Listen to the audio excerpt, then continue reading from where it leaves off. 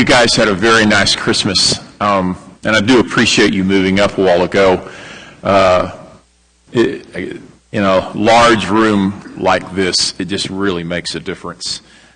I'm going to do something different for the next 2 weeks, this morning and the following week. I want us to talk some about getting ready for 2013 and think about just in terms of ourselves individually and as a family.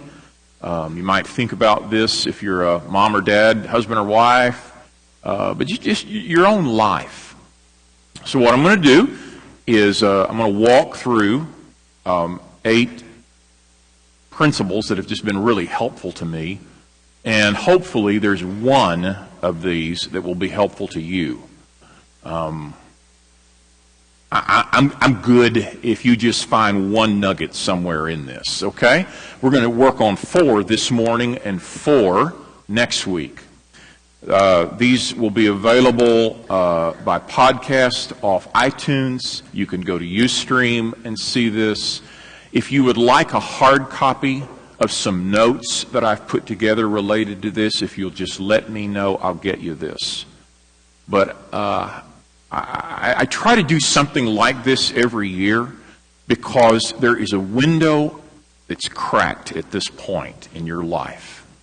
I've just found that so many of us are open to change and are open to adjustments and sometimes just flat open to repentance during this beginning time of a brand new year, okay?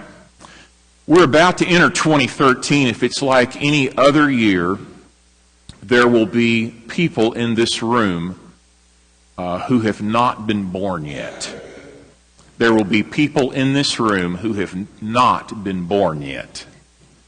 If this year is like any other year, there will be people in this room like right now who will be making your exit from this physical life during the year 2013. For some of you, it may be an expected or anticipated death. For others of you, it may be very sudden. I mean, if it's like any other year. During 2013, if this is like any other year, there will be some of you who will be moving. You don't know it yet, but you'll be moving. If this is like any other year, there will be some folks come in here and they'll just be fresh and alive and they just moved here and they're going to turn out to be some of your very, very good friends and you don't even know them yet. We believe as a people that the providence of God is at work. In fact, the winds of providence are behind us every day. But it also matters how we choose, the decisions we make. Right now, many of us are feeling the impact of decisions made during 2012 and before. Some of those decisions are causing us a lot of pain. Right now, some of us have made some really good decisions in previous years, and we're just in a good place right now. So it's a combination of those good decisions that, and even then the Spirit is at work in our lives, but it's also the winds of providence.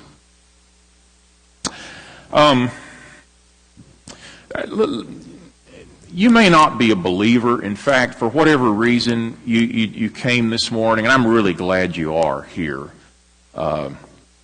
You may be kind of just sort of looking on at all this from a distance, and it all appears a bit awkward or different or whatever. I wouldn't want to say or do anything to embarrass you, but I do want to say something that might cause you, along with the rest of us, to think. I want to ask you to turn to, if you haven't already, Luke chapter 6. I want to begin reading with verse 46.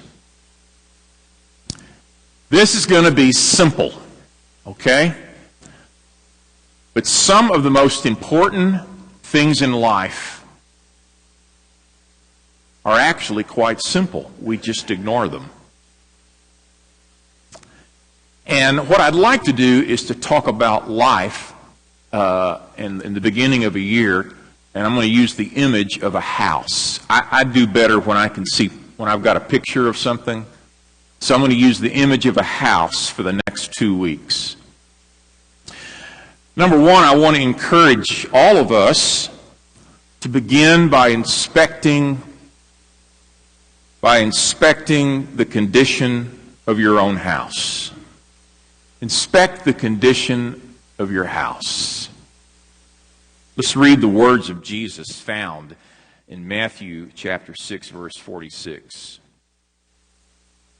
Why do you call me Lord, Lord, and not do what I say? Why do you call me Lord, Lord, and yet you do not practice what I teach? As for everyone who comes to me and hears my words and puts them into practice. I've highlighted that in my Bible. I've highlighted the words, puts them into practice. Those who hear and puts them into practice. I will show you what they are like. They are like a man building a house who dug down deep and laid the foundation on rock. When a flood came, the torrent struck that house, but could not shake it because it was well built. But the one who hears my words and does not put them into practice is like a man who builds his house on the ground without a foundation. And the moment the torrent struck that house, it collapsed and the destruction was complete. Almost 20 years ago when we moved here, as I recall, Charlotte spent some time with our real estate agent, who was, and she took Charlotte at first to a variety of houses to look at, and then I was going to look with them, as I recall, at some of the final possibilities. And they looked at houses and looked at houses. And you know, when you look at houses, one of the things you're asking, and this is just really insightful here, you all want to write this down. You want to know whether or not you like it. Do we like it? Now, as you know, and this gets really kind of confusing, some people will look at a house and say, I like it, and other people will look at the same house and go, I don't like it. Oh, we've got taste and opinions. Well, we found this house. It's on Jim's Circle. This was later on. We bought a house out off 84 at first, and then we moved to Lorena years later and bought this house on Jim's Circle. We lived on Charlotte Street in Kansas City. She is trying to tell me that this is not on purpose. I think she knew her husband needed help to remember where he lived or something. And so, you know, you kind of you get out and you look at this house and it passes the like test. And now you kind of, you say you're an amateur. I know it, but I'm still just kind of looking at it through amateur eyes. I look at the roof.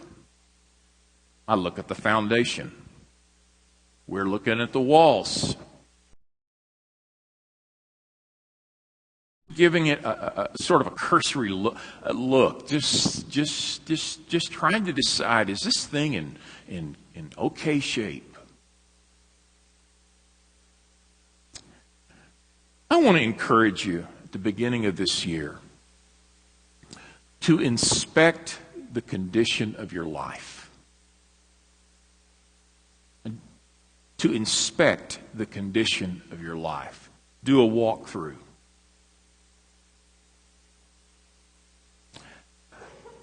The words of Jesus. Why is it that you call me Lord, Lord, Why is it that when you pray, you go, "Oh, Father, would you please?" Why is it that you go, "And Jesus, you know we love you"? Why is it that you say all these words? And get this, but you really don't, you don't practice what I say. You don't get up in the morning concerned about the teachings of Christ. You don't practice what I say every day. One of the questions I want to ask myself as I inspect the condition of my life is I want to ask about the foundation of my life. Now, I know it's very easy just to kind of blow that off. And just to say, well, you know, family, we all know we're built on a solid foundation and blah, blah, blah, all that mess. The truth is, some of us haven't glanced at that foundation in years. In years. It's a eon, just about. And it's been a long time since we've thought about where our lives are really built. You might ask questions like,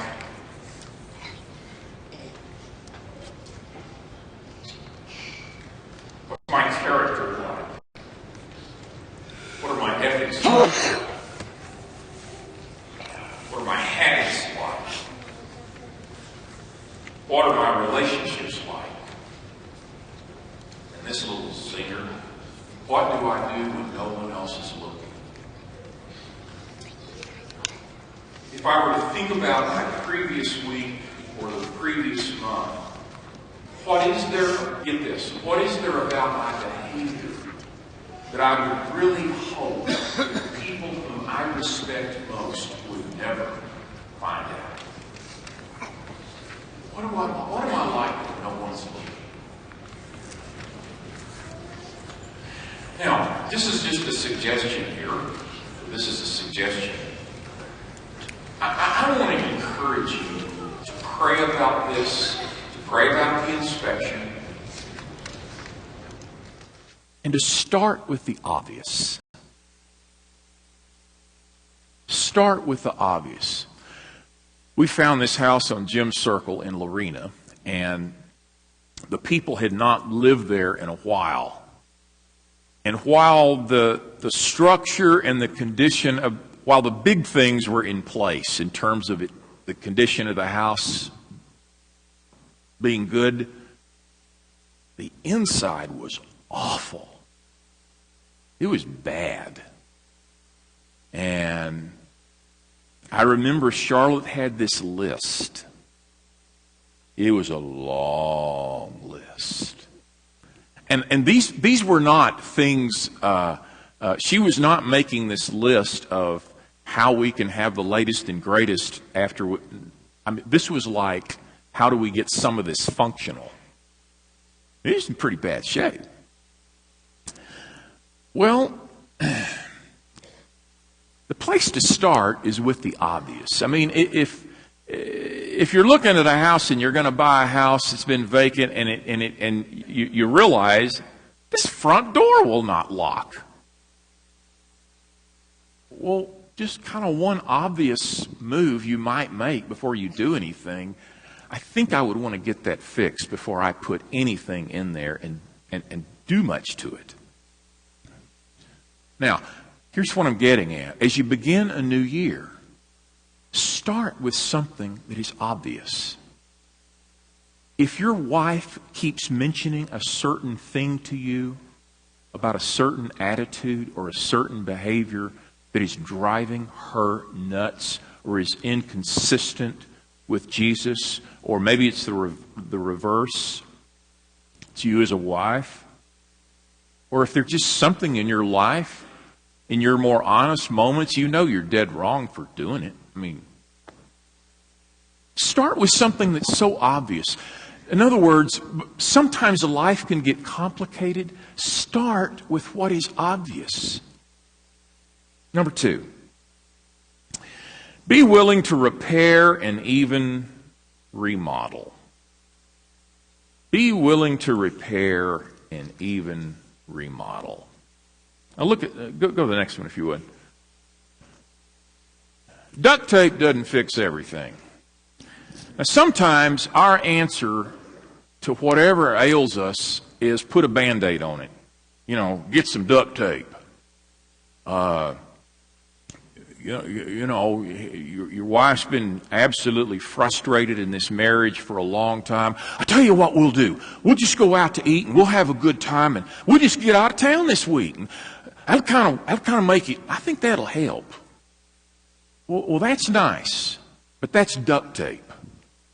If that's the beginning of something, if that's the beginning of a conversation, that might be really good. In fact, that could be a great place to start. But duct tape doesn't fix life. Sometimes, as with a house, you're going to have to do some repairs.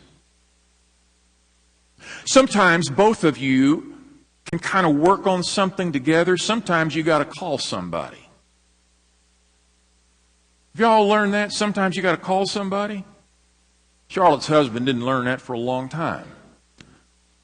I learned that after paying a nice little plumbing bill one time, that I'm not a plumber. There's some things I can do around a house, but plumbing is not it. It's got to be real minor. Sometimes it's better just to call somebody. Sometimes with your own life, there are times where you just need to ask somebody for some help. Where you need to sit down with a trusted, godly person and say, our finances are a mess, and they've been a mess, and we've not told anybody. And we're in debt up to here. We don't even know where to begin.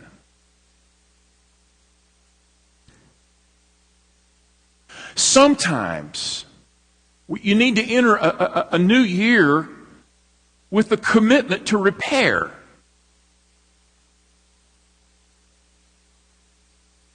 Sometimes we need to enter a new year with the commitment to remodel. The commitment to remodel. We were, when we were in Alabama over the Christmas holidays, all of our kids, both couples, Oklahoma City and Nashville, and the little grandchild, we were all there together, plus all of Charlotte's siblings and their families and kids and grandkids. There's a lot of people. We stayed in two different houses, one belonging to my brother and sister-in-law, and the other was a house we rented. So we've got half this group and one half in the other. We were in this, Charlotte and I had walked into our bedroom one night where we were in the house where we were staying, and it was just nice. It was very nice. And she said at one point, you know, I've been looking around this house, and I think they're in the process of remodeling it. I think they've done this bedroom, but it's obvious they haven't done the other bedrooms yet. Sometimes when you enter a new year, it's not just a repair job, it's a remodel. Now, the good news for all of us who are Christian people is that this is not up to me. You say, I don't have the know-how, I don't have the energy. No, God works through His Spirit to create us into the kind of people He's called us to be. But if I enter a new year and just kind of have my hands in my pockets and just say, everything looks good to me, everything's fine with me, don't know what your problem is, you know, that kind of stinking attitude, you're in for a year where there is probably very little change. And every mother and daddy hear this. When you have no commitment to change, it impacts your family. It's not about you. It impacts your marriage and your children. And if you got grandchildren, your grandchildren. Your old stubborn, bullheaded ways impact people. And so I want to begin 2013 saying to the Lord, Lord, if there are areas of my life that need repair, if I need to ask for help, or if this thing needs to be remodeled, I pray, Lord, that I would see this and you would give me the humility to address these things in my life. Is that okay? How about number 3? Number 3, turn if you would to Galatians 6. Galatians 6.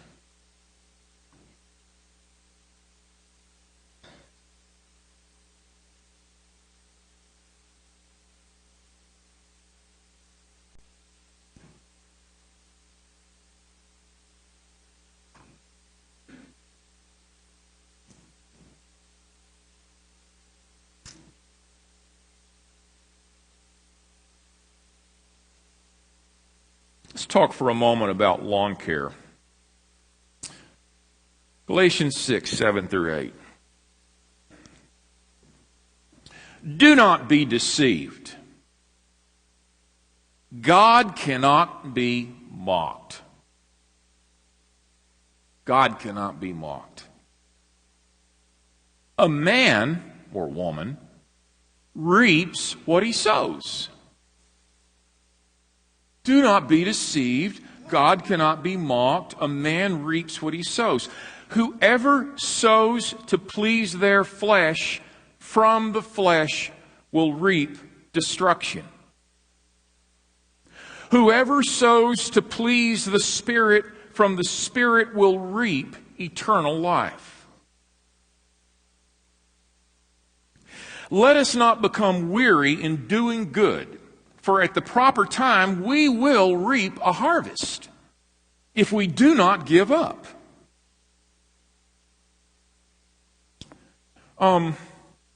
You buy this house and it's got a backyard, and maybe this is what the backyard looks like. That may be okay with you. It may not be okay with you, but what I'm telling you is that when you buy the house, this is what it looks like. It will never get any better until you become intentional about doing something with it. That's exactly right. And you can just let the weeds take over, and the weeds will grow. Or you could say, I'm going to work on this yard. I'm going to clean up this mess in the corner. I'm going to do something with this. You really ought to know this before you go to college. Basic principle of life. You reap what you sow. If you put apple seeds in the ground, apple trees come up. Hopefully. If you put apple seeds in the ground, you don't get pecan trees. You say that's a no-brainer. That's right. Whatever I plant is what I'm going to reap.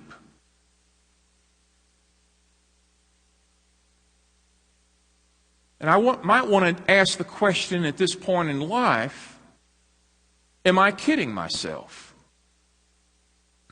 Do I really think that I can be lazy in school, get this, that I can be lazy in school, put very little into my studies, and come out with good grades?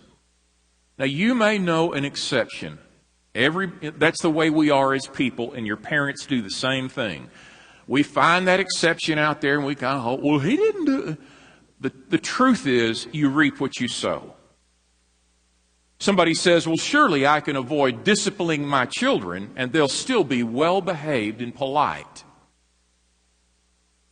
Somebody says, surely I can spend money for whatever I want, and not worry about how much I spend, and I'll still be able to give generously and pay for the things that are really important. Surely that'll happen. Surely I can rarely be at church, rarely read my Bible, rarely pray, and still be a spiritual person who's growing. Really? Well, surely I can make decisions that put other things before Jesus, and my children will look at my example and be spiritual giants. Really? I need to ask the question, am I sowing what I want to reap? Or in other words, what kind of man do I want to be a year from now? What kind of woman do I want to be a year from now? What kind of person do I want to be in the remainder of my high school years?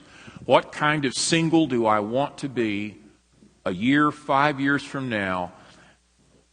And maybe better said, what kind of person does God want me to be? And so, what do I need to begin doing today that will sow those kinds of seeds that will reap that kind of person? If you want to marry somebody great, begin by being the kind of person that somebody great would want to marry. We're always looking for the right person. Start by being the right person. If you want to have a certain kind of marriage, start by being the right kind of husband and being the right kind of dad. If you want to see your grandchildren live honorably and godly, start by being an honorable and godly grandfather and mother before them. Sowing and reaping. Am I sowing in my marriage loyalty and gentleness and faithfulness? Am I sowing in my family time and tenderness and affection? Am I sowing in my home honesty, integrity, and most of all, Jesus? Am I sowing in my life sexual purity, financial honesty, and truthfulness? Now, I'm just telling you, this has been helpful to me. This is embarrassing. I spent too many years waiting for something to happen. Anybody, is it just me that has ever done that? Just kind of waiting for something to happen. Well, you know, my ship's got to come in. Something's good got to happen. This may be my year. Just kind of waiting for it to happen. It's been helpful to me to think, you know, I need to ask, am I sowing the right kind of seed in my life? Or am I just passively waiting? Number 4. This will be it. Number 4. Do something. Do something. James 1:22. Turn there if you would. James 1:22. Do something.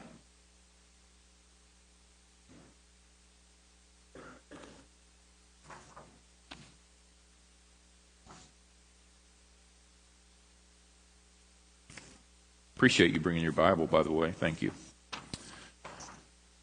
Look at, let's go ahead and read this text. Do not merely listen to the word. Do not merely listen to the word and so deceive yourselves. Do what it says. Anyone who listens to the word but does not do what it says is like someone who looks at his face in a mirror, and after looking at himself goes away and immediately forgets what he looks like.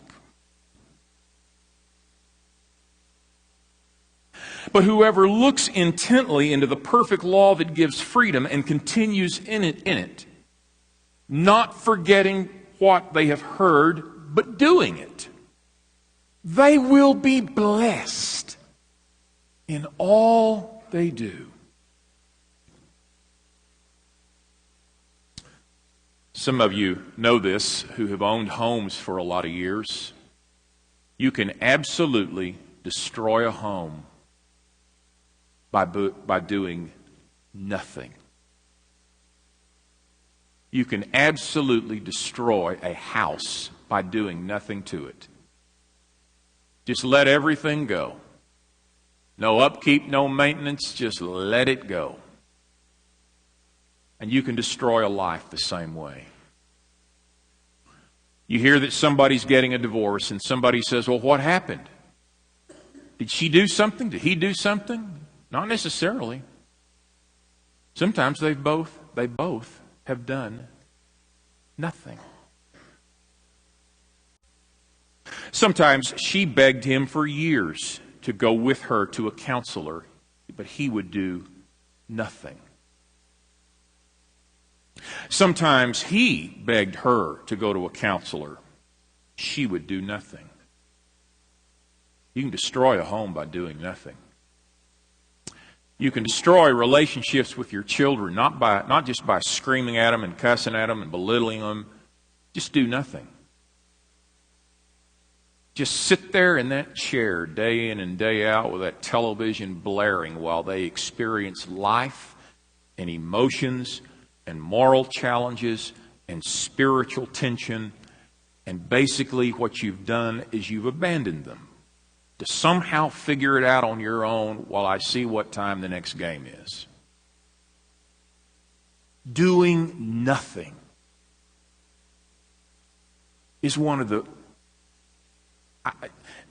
We can kill life by doing nothing. One of the commitments I want to encourage us to make as we start with 2013 is that I'm going to do something. Do y'all know people who love to play idea badminton? Y'all ever seen that before? Somebody has an idea and you swat it across the net, and somebody, has another idea and they hit one back, and it's just back and forth. Talk. They just love to talk and talk and talk. And they think this is the Lord's work. Talk. And if we can just talk about it, it makes it so. No, it doesn't make it so. The commitment I want to make this year is not just to be talking about this, but it's to take action in my life, even when the steps seem so small. So small.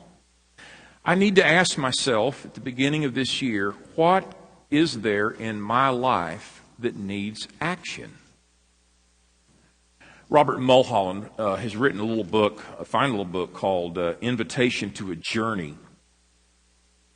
He writes, too often, spiritual formation is seen as something added on to our personality that solves all of our emotional, psychological, physical, and mental problems.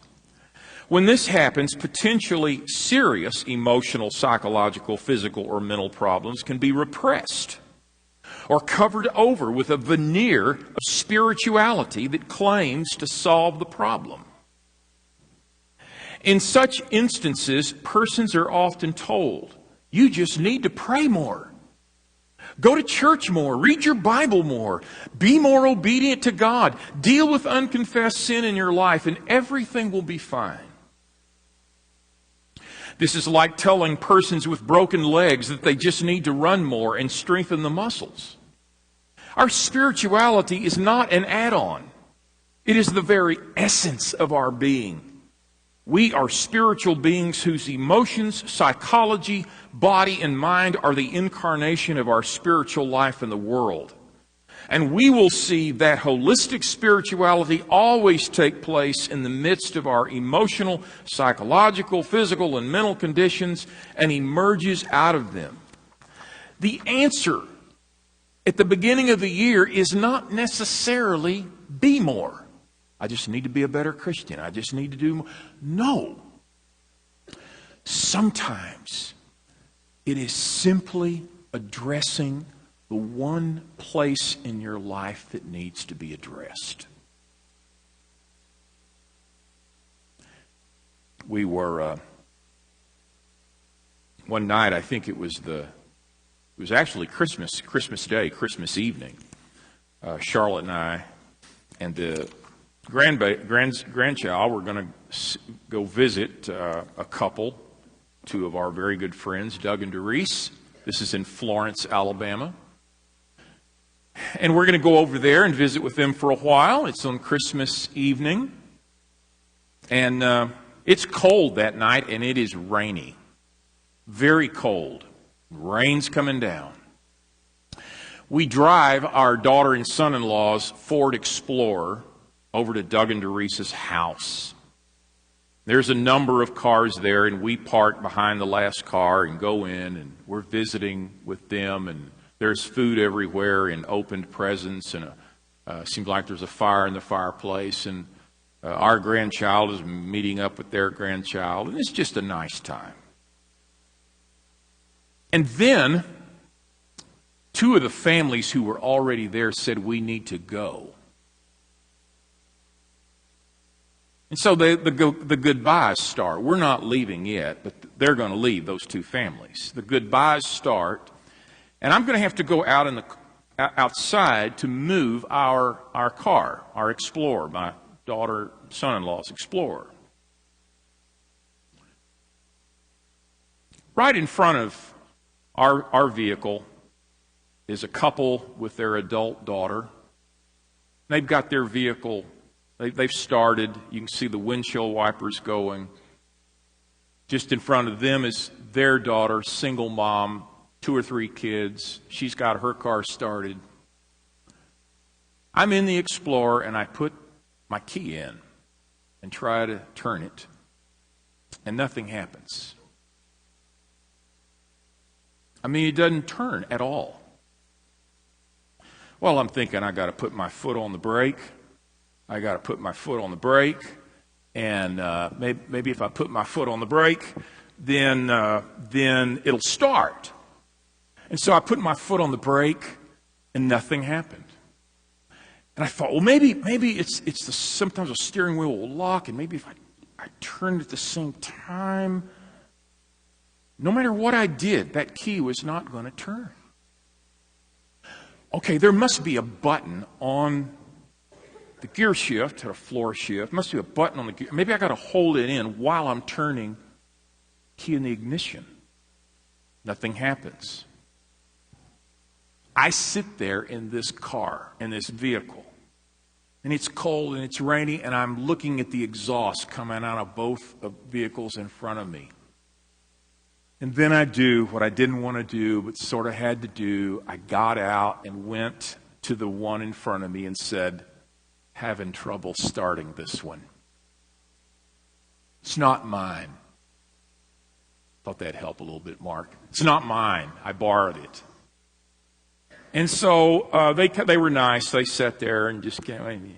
So I said, well, let me go back and try it again. And I go back there. I'm thinking, I'm going nuts. What have I done? We just drove up in this thing 30 minutes ago. And then I look at the keys.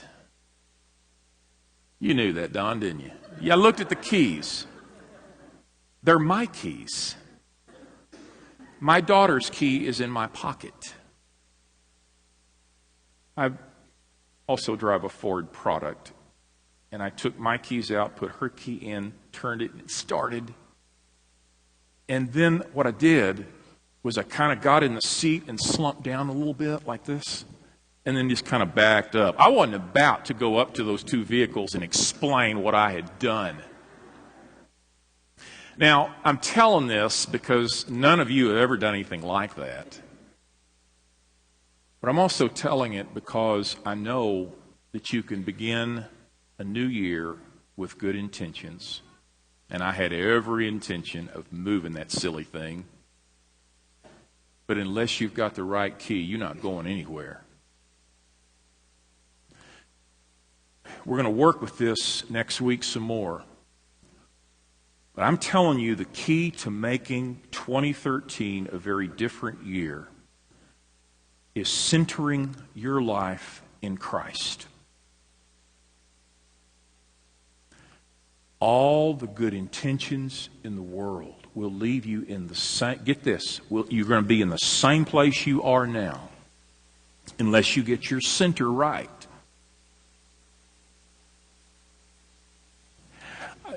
Have you learned that yet?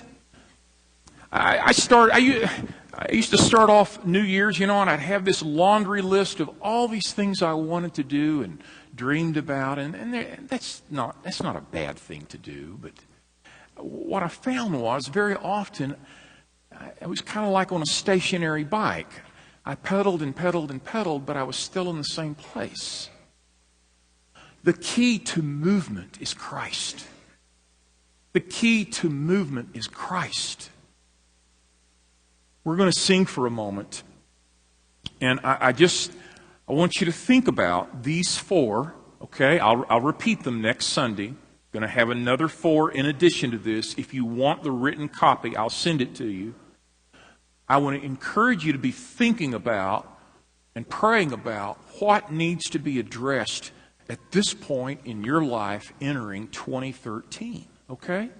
If you want to pray with some of our elders about this, you can join them at the front or the back, and they'll just pray with you during this song that we sing, okay? But please be back, and together we will think through kind of what the Lord wishes to do through us in this coming year. Let's stand and sing. Faithful love flowing down through the thorn-covered crown makes me whole, saves my soul, washes